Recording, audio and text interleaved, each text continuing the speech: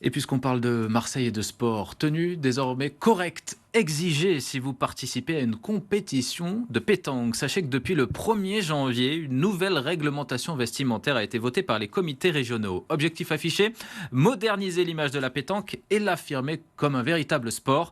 Désormais, les joueurs doivent porter une tenue strictement sportive, le plus souvent aux couleurs de leur club. Alors comment les joueurs accueillent-ils ce changement? On voit ça avec Jimmy Comte.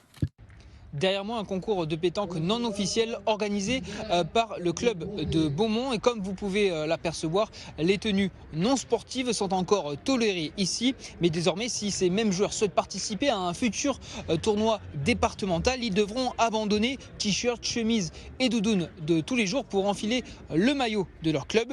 Pas d'obligation en revanche d'être parfaitement uniforme au sein d'une même équipe. Un joueur pourra porter un maillot rouge, l'autre vert, tant qu'il s'agit bien d'une tunique officielle du club avec le logo. Même logique pour le bas, exit le jean, place uniquement aux survêtements, une règle voulue par le comité départemental pour donner une meilleure image de la pétanque, même au niveau amateur. Un joueur de pétanque à l'heure actuelle, il est considéré, c'est un buveur, c'est un fumeur, c'est quelqu'un qui ne respecte pas tout ça.